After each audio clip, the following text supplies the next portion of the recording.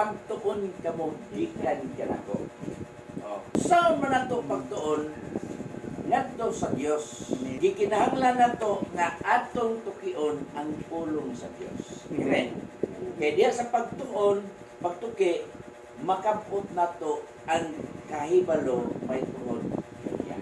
Paliw kong basa kay kaduhang Timoteo 2:15. Paningkamuti pag-ayo ang pagpakita sa imong kagalingon sa tubangan sa Dios, ingon nga iyang nahimutan. Usa ka magtatrabaho nga dili kinahanglan magakaulaw, nga sa hustong paagi magapanudlo sa pulong sa kamatuoran. Amen. Kanang pagka-istorya ha, usa ka challenge na usa ka hagit or awag sa usa-usa sa matag usa. Kanang pulong nga paningkamuti but pasabot kalabuton nimo na. Amen. Amen. Amen. Oh, kalabuton. Kaya paningkamuti ang pagpakita sa imong kaugalingon sa tubangan sa Dios. Nga nung paningkamot man ka sa pagpakita sa itong kaugalingon niya sa tubangan sa Dios. Tungod kay gikinahanglan ka na ingon nga iyang mga tinawag pinili o kasaligan. Praise the Lord. Kay matud pa sa pulong ni Hesus dito sa Mateo 22:14, daghan ang gipanagtawag apan jutay rang pinili. Unsaon man nato sa pagpakita nga kita pinili sa Dios atong paningkamutan. Amen. Amen. Kay daghan ang gipanagtawag jutay rang pinili. Ang gikinahanglan sa Dios tinawag, pinili o kasaligan. Ang atong pagkatinawag mao ang atong pagkamag kanang trabahante or usak alagad. Kaya ang trabahante, worker or servant. O ato na i-drive ito sa English. Kitang tanan, ang mga alagad sa Diyos, kitawag na siya servant. Alagad. O kitang tanan nga nag-alagad, di kinahanglan na siya nga kasaligan. O kadang kasaligan, mo kana ang gipiyalan. Dili man ka mahimong saligan kung wala kay ipiyal kanimo. Kaya ang tanan kasaligan, kapiyalan na siya. O dili tanan nga piyalan, kasaligan. Dahil naghagipiyalan, jadi kasaligan. Pero ang ipangita sa Dios kadtong kapiyalan o kasaligan.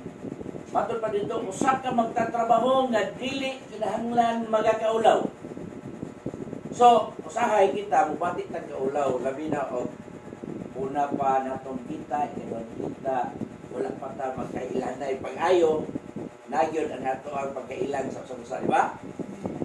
Pero, ni ana, sa tanan, alang sa tanan, ang atong dili pagkaulaw ang pagduol sa Dios.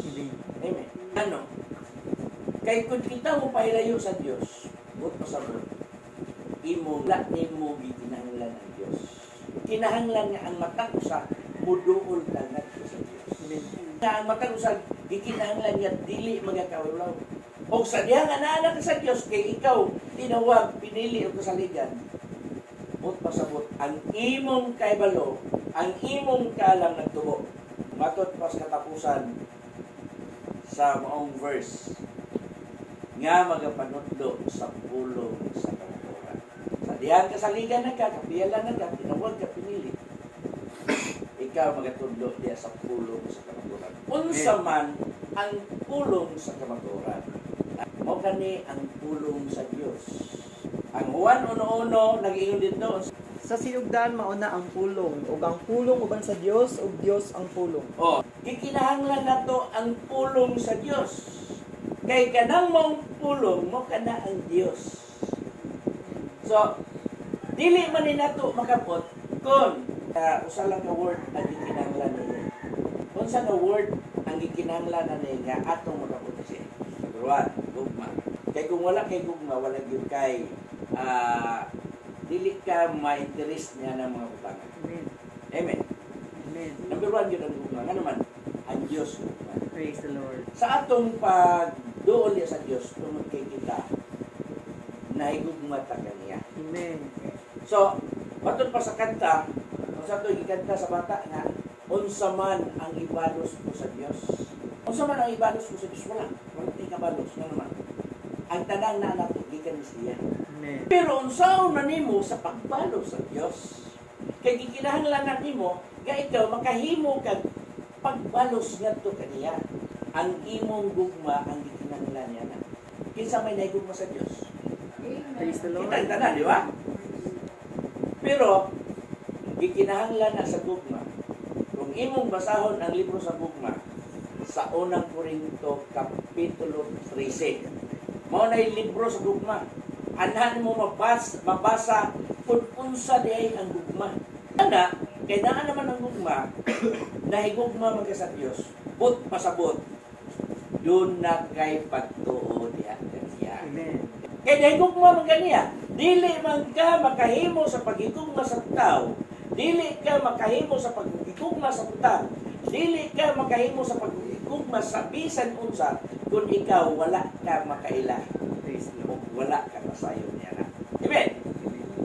Kay ang gugma, pinaagi man na sa imong nakita o nahibaluan. Amen. Kita wala may nakakita sa Dios. Pero, nahibalot na nga na Dios. Amen. Kung saan na nimo sa pagpakita sa imong gugma, nga wala magkakita sa Dios. Pinaagi sa imong nahibaluan.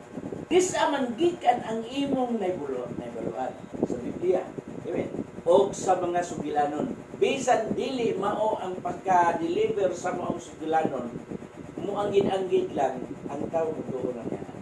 Tama niya makabot ang kamaturan, sa dihan na panahon na siya, nagkadungog na, kung refer yun siya dili sa wala ang kasulatan.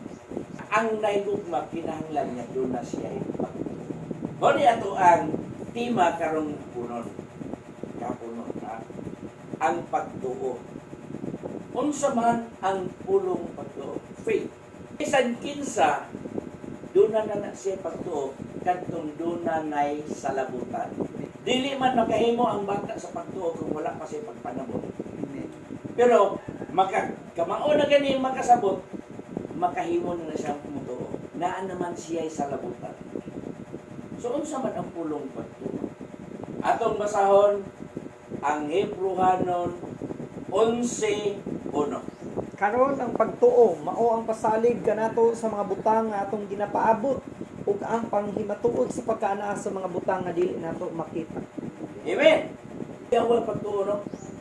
Gipanghimatud-an ang mga butang na wala nato makita. Gipanghimatud-an ang mga butang nga atong gipaabot. Kinsa may naka-experience na niyaning maong pagtuo. Kasagaran ra ba may dayon og naanay gipaabot yan. Nagduha-duha ka nagabot sa butang nga imong gipaabot. Wa gyud ko mag-expect. Ha? Nga moabot. Tungod kay ang imong pagtuo nagduha-duha na. Pero kung hugot ka sa imong pagtuo nga matud pa ni Hesus, kung aduna kay pagtuo sama sa liso sa mustasa. Kisa man kailan mustasa dako pa muta. Oh. Mustasa gamay kayo. Mura na siya pariharan na siya sa kanang liso sa pitsay. Pero ang giingon ni Hesus, kung aduna kay pagtuo sama sa liso, kadako sa liso sa mustasa. Moingon ka kanang kining bukid gumanon ka ngadto sa lawod. Amen. Yun ni anak ka-powerful ang pagtuo. Amen. Okay, ang pagtuo, ang ingon dito sa Marcos 16:17. O kanila nga motuo maganunot kining mao mga ilhanan. Hmm? Sa akong ngalan ilang pagalaon ang mga yawa. Magasulti silag mga bag-ong sinultihan. Makakupot silag mga bitin ug kun makainom silag bisan unsa nga makahilo, dili sila mga daot. Amen, yara. Tao nga dunay pagtuo, ang ilhanan mo nun. Mo ni gingon diri sa atong gibasa nga karon na pagtuo mao ang pasalig kanato sa mga butang nga atong ginapaabot ug ang pagpanghimatuod sa pagkaanaa sa mga butang nga dili nato makita. Amen. Kisa may nakakita sa Dios. Walay nakakita sa Dios. Kung mituo man ka nga nay Dios. Natay gininawa. Yun ani sa mga atheist, nunod na siya sa Diyos. Sa mga tao dili mo tuong Diyos, nabilong na siya sa Diyos. Pero sa mga tao nga nag-ila sa Diyos, nga Ngano makatuo ta nga naay Dios tungod kay sa mga butan na dili ma-explain sa mga scientist, ang Dios nagpamatuo. Amen. Amen. Amen. Oh, doon ay daghang mga butang gagitun-an sa mga scientist nga dili sila maka-explain pero nganong nabuhat sa Dios. Kining kamatayon, kining kinabuhi, kay kung doon na pa sila ikabayad sa kinabuhi nga dili mamatay, mga dato dili mga matay. Ilang gibuhat ang ilang mahimo pinagi sa science. Naghimo sila clone na ay mahimo nga artificial nga lawas pero wala gyoy buot. Ha? Dili pinaagi sa buhat sa Dios. Nga matod pa ni Isayas, gihulma ka gikan dito sa kaluangkan sa imong inahan. Dili ang tao gahulma ang Dios. Ilang sundugon sa mga tao pinaagi sa lang kaalam pero dili nila makuha kung giunsa sa Dios pagbuhat. Amen. Mayana ang kwan. So, unsa man gyud ang gamot niya ani nganong mutuo gid ang tao? Unsa man gyud ang pagtuo? Ang tao gikinahanglan sa iyang pagtuo ang number 1. Unsa? Trust. Magsalig. Amen. Ang pagtuo o ang imong pagsalig lahi. Pero ang tao nga dunay pagtuo, dunay pagsalig. Amen. Oh. Ang tao nga dunay pagsalig, pwede na siya musalig nga wala siya pagtuo. Salig lang siya. Di lang siya mag-expect yung direct return. Diba? Amen. Daghan. Pero ang tao nga dunay pagtuo, nagyo na ang iyang pagsalig. Mao na nga gingon dire, ang pagtuo mooy pasalig sa mga butang nga dili na butang. Amen. Oh. That's why kita naata sa pagpangalagad sa Dios. Tungod kay nasayod kita nga naay Dios, tungod kay doon na tayo kinabuhi. Amen. Makita na itong buhat sa Dios. Sa atong gibasa kaniya sa Juan 1:1, sa sinugdan gibuhat mo ng pulong ug ang pulong uban sa Dios ug Dios ang pulong. So asan paagi nga nasulti man na ni Apostol Juan? Tungod kay sa Genesis 1:1, gibuhat sa Dios ang mga langit ug ang mga yuta.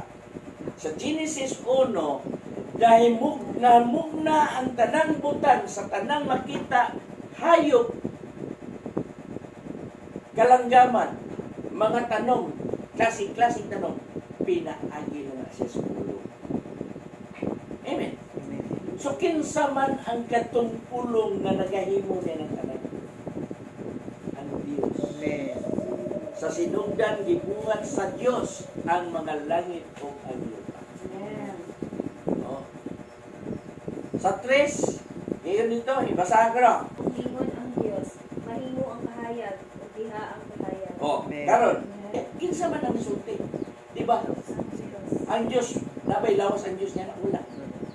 Espiritu. Praise the Lord. Ang giingon dito sa Juan 4:24, ang Dios Espiritu. Ug ang magasimba kaniya, kinahanglan magasimba kaniya sa Espiritu ug kamatuoran. Amen. Amen. Amen. Mauna nga sa ato gikinahanglan natong pagtuo kay gipamatud-an na siya sa Biblia. Sa una gibuhat ang tanang butang sa kalibutan pag-ingon sa Ginoo na anak. Mutungha ang kahayag ug giha ang kahayag. Pinaagi sa ulo. Ulo. Muna nga miingon dito sa Juan 1:1, sa sinugdan mo ng pulong ug ang pulong uban sa Dios ug Dios ang pulong. Diba? What is faith? Faith is the deep trust of confidence. So, dunay lalong nga pagsalig ug kumpiyansa. Confident. Doon tayo kumpiyansa ba sa atong Amen. kinabuhi? Amen. Doon natin kumpiyansa nga sa imong pagtuo, nagasalig ka, lalong ang imong pagsalig dito sa Diyos. Ug doon na kay kumpiyansa. Amen. Muna nga, usahay, ang tao nga dili na makaya, wala na siya kapaninguhaan, wala na siya kadaganan sa iyang pagbuhat. Kung sa iyang buhaton, mga siya nga sa Diyos. Amen. Nga naman, ang tanan nga nawat-an o paglaom ng kalibutan na, doon ay dakong paglaom ng Amen. Diyos. So, nga ang tao mutuo man, ang pagtuo magaabot gikan sa madungo. Roma 10:16-17. Nagayon ini, in something or someone even without direct proof of evidence, it can take different forms depending on a context. So, we're talking about faith. Unsa nga klase nga faith? Kanang gitawag, duha ka klase atong diskutan. Personal and religious faith. So, unsa man ang religious faith? Ang religious faith, mo ka na ang pagtuki sa imong pagtuo may tungod sa Dios. O, ang personal nga pagtuo sa imong kaugalingon nga makuha ka na pinaagi sa imong pagsalig sa Dios nga doon na kay kumpiyansa o makapamatuod ka. Mo na ang pagtuo. Nga naman, unsa man day ang tao nga doon ay pagtuo? 11:6 Hebranon. Kung wala pagtuon, dili kayo mahimong pagpahimot kaniya, hindi sa pinsa ng magaluol sa Dios, ngangan magatuo siyang pagkana, kung na siya magabalos sa mga nagapakita kaniya. Amen. Kinsay gisultihan niya na ang tao. Dili ka makahimo sa pagpahimuot sa Dios kung ikaw walay pagtuo. Ngano?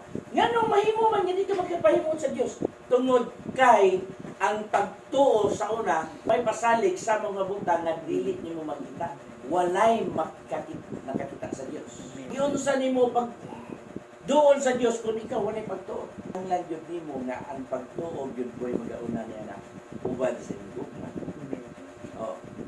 So sa pagtuo nimo diha na nimo matut ug kun walay pagtuo dili gayud makapahimuot sa Dios. Kay matud pa kay bisan kinsa nga magaduol sa Dios kinahanglan magatuo sa iyang pagkaanaa sama ni karon sa atong gibuhat diduol ta sa presensya sa Dios.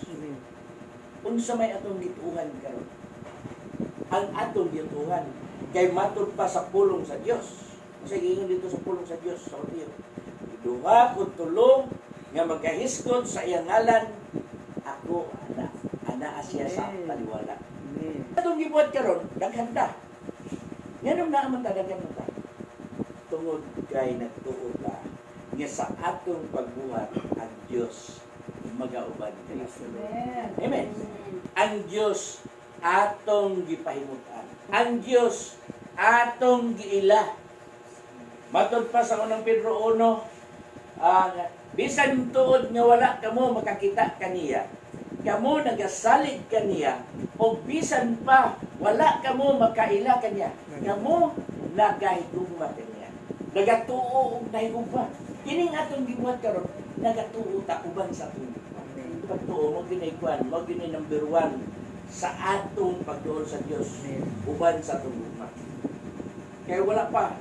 Ngano ang gisumpay ato sa kay bisan kinsa nga magaduol sa Dios kinahanglan magatuo sa iyang pagkaanaa siya magabalos ra sa mga nagapangita.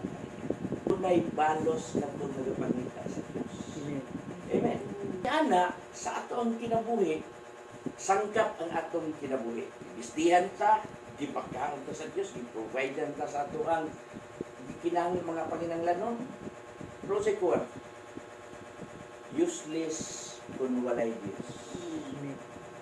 Atol pa, sa pulong sa Diyos, nag-iingon, bisan pa kung maangto nimong tibuok kalibutan, pangkapilian sa imong kalag, wala na siya kwenta. Iyon dito sa Lucas, nga ang usa ka kalag na mubalik, ginulsol o mubalik mo sa Diyos.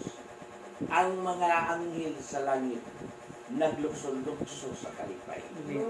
But pasabot, ang atong kalag, ang atong kinabuhi, bililhon kaya ubangan sa Diyos. Unsa may rason nga nung nabililhon man ta? Pagkamatyan gata, lukaton gata, ulaan gata dugo niya, kung wala pa'y bili ang tao sa iyan kaugalingon. Dili. Ngano nga bililhon man ang tao at sa atubangan sa Dios tungod kay ang tao mao'y pinaka-espesyal nga gibuhat sa Dios sa tanan butang. Amen. Rason. Mabasa na to na sa Genesis. Sa tanan nga gibuhat niya ang tao gihulma niya. Iyang gihulma, o sa pagkahulma niya, limpyo na. Kung anong tao, purma na. Kung imong tanawon, manikin. Wala pa'y kinabuhi. Gikan pa na siya sa abog. Gihimong lapok, gihulma. Sa diyang huypan ang buhok sa ilong sa iyang hinulma. Nahimo ang tao nga kalag nga may kinabuhi. Amen. So, ingon ni anak, ka-espesyal ang tao sa kubanan sa Diyos. Ang mga hayop, gihulma lang ito niya, baliwala. Pero ang tao, sa nahulma na, gihuypan ang buhok sa ilong kung nahimong kalag nga may kinabuhi. So, kanang kalag nga gihatag sa lawas sa tao aron mabuhi, mo kanay pinaka-importante sa Diyos. Sa atong nahisultan na itong naging Domingo, mo ka na ang hukman sa Diyos. Amen. Oh. Unsa man ang imong mga buhat dinhi sa kalibutan, sa imong pagkatao, gigather na sa Diyos. Tanan, accumulative na siya tanan. So, sa pag-abot sa hukom, haron ang libro sa kinabuhi. Basahan ka sa tanan imong mga buhat. Amen. Kay pagadanon sa Dios ang tagsa ka mga binuhatan, maayo ang datang bisan kadto nga binago. Ngadto sa hukmanan. Ecclesiastes 12:14.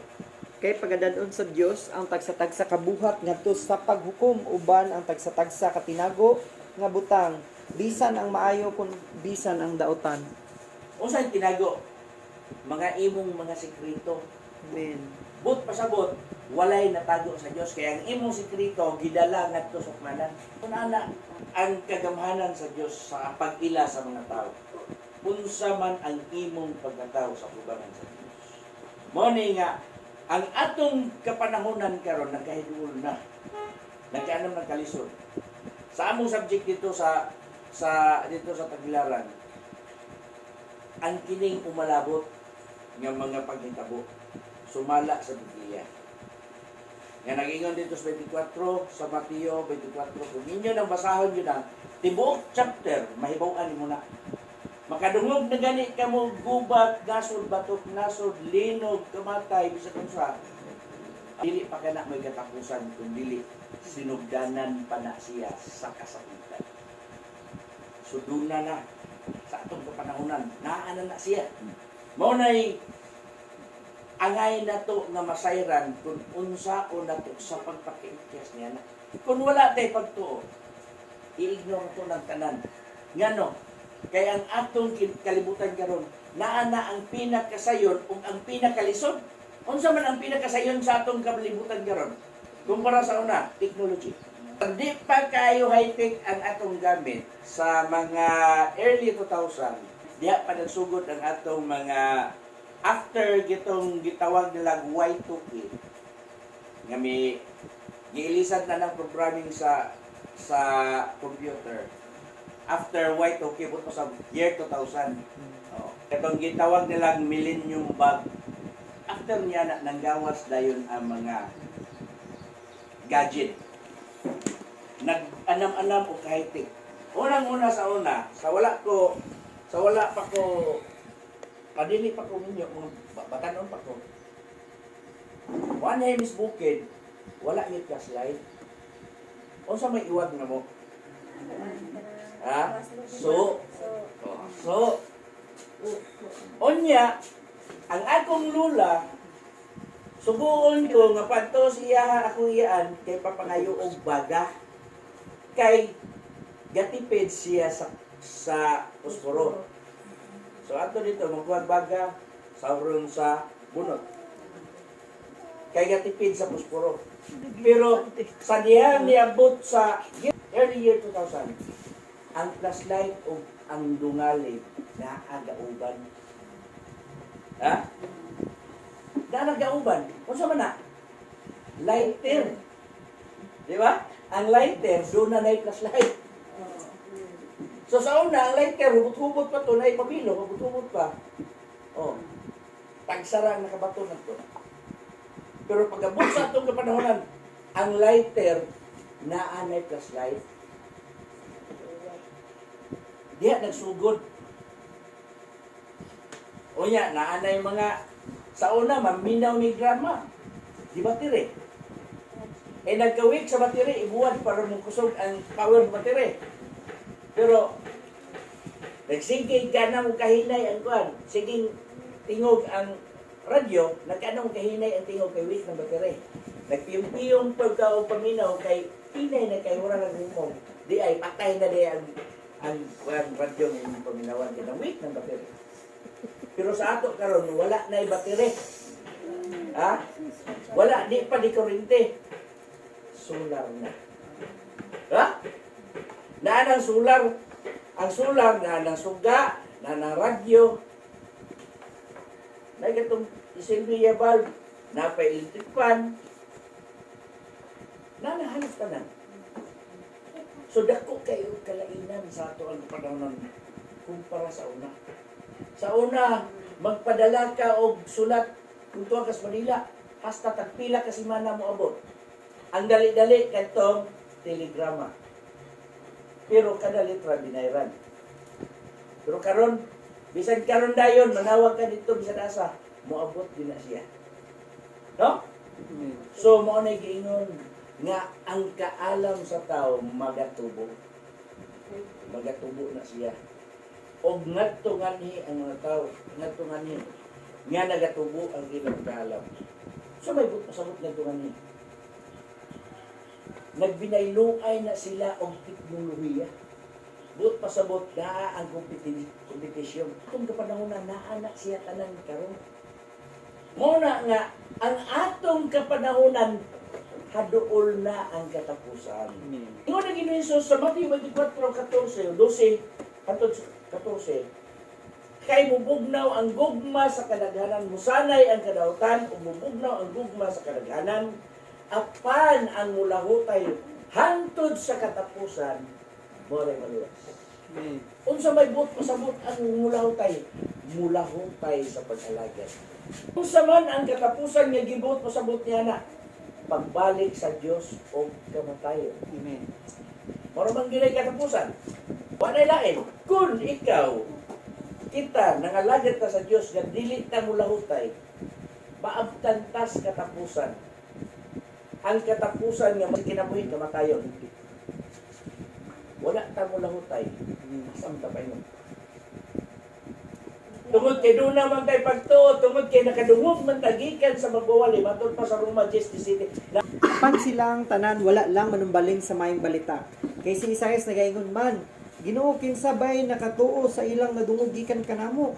Busa ang pagtuo mag-abot gikan sa madungog ug ang madungog mag-abot pinaagi sa pagwali mahitungod kang Kristo. Amen.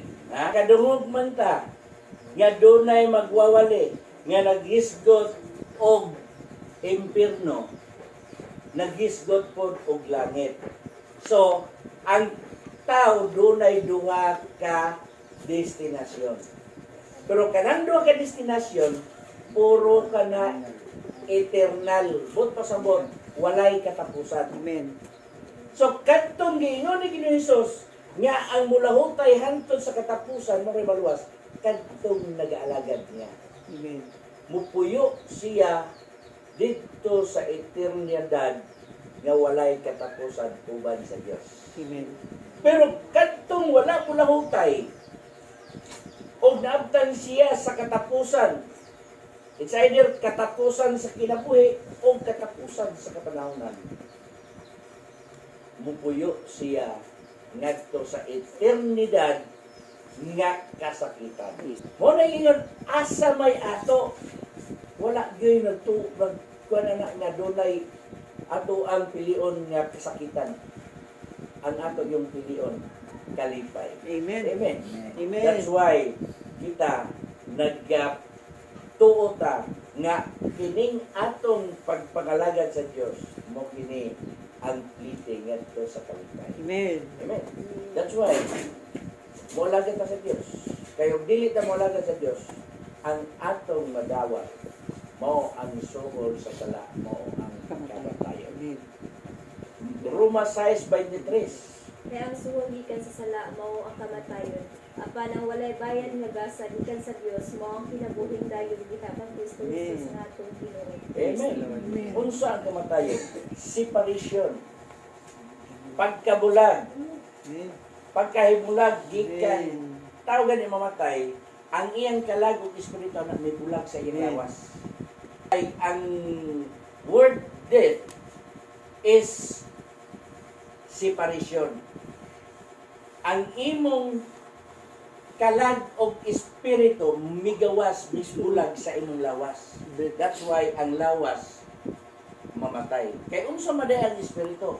Matod pa sa Juan, ang espiritu pulong o kinabuhi.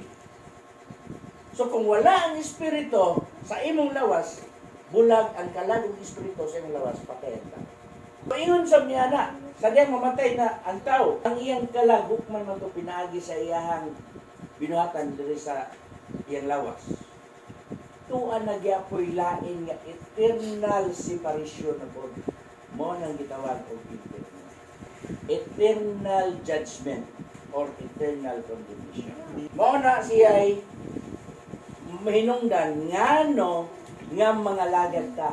Kay diya kan Kristo ang grasya nga gikan kay Kristo mao ang Kinabuhi. kinabuhi. Amen. Dili separado, Praise the Lord. kundi kinabuhi. Amen. So, mo na atong gipaningkamutan sa atong kinabuhi. Nga kitang tanan matbugkos diya sa gugma sa Dios. Diya sa hingpit nga pagkaanay diya kaniya. Kay kung wala tan dili ta bisan pag usa na tos pagpaningkamot, masinso man ka ning kalibutan na purdoy kas laing kinabuhi. Ngano, wala kay Dios. Amen. Pero bisan pa o unsa ka kadato pero doon na kay kadto sa Dios, mo na bulahan ka. Bisan pag unsa ka kapobre, unya na kay Dios, bulahan yan ka. Ngano man, doon ay suhol yan na Amen. man sa kamatayan. Amen. Ang taong dato sila sa oh. Sa nangamatay sila, ang taong dato dito sukmanan sa kasakitan, ang taong pobre sa lisaron dito sa dapit sa kalipay. Amen. Mao na nga ang atong pagtuo uban sa atong gugma mo na atong buhaton. Unsa ang pagtuo? Lalong nga pagsalig uban sa atong kumpiyansa diya sa atong Amen. Amen. O kana ang atong pagtuo. Og dili ta makahimo sa pagtuo ng mga butang nga kung walay magatudlo nga nato. That's why naghimo tang mga pagtuon aron ang atong kaybalo, ang atong kaalam muuswag o masayod ta dayon sa pagtuoran. Ngano, unsa man ang matuoran? Matod pa ni Ginoong Hesus, Juan 14, ako mao ang dalan kamatuoran o kinabuhi. Walay si bisan kinsa nga makanto sa amahan, gawas kung pinaagi ka nato. Unsa man ang kamatuoran? Matod pa sa Juan 2:8-32, ang kung ikaw nasayod sa kamatuoran, ang kamatuoran magahatag kanimo sa kagawasan. Amen. So, kung mayo na gani kagawasan, free kagawasan gikan sa pagkahinok. Amen. Sige. Kinsa man de ang kamatuoran, sige ni Jesus. Kinsa man de ang dalan, sige ni Jesus. Kinsa man de ang kinabuhi, sige ni Jesus. Praise the Lord. Amen. That's why adto ta ni Ginoong Hesus. Amen. Kay siya mao ang dalan kamatuoran. Amen. Salamat sa Ginoo ni kapunon. Naot ko nga ang pulong sa Dios dili nimo labay kawag kun dili magpapili ni sa atong kanunduman. Amen.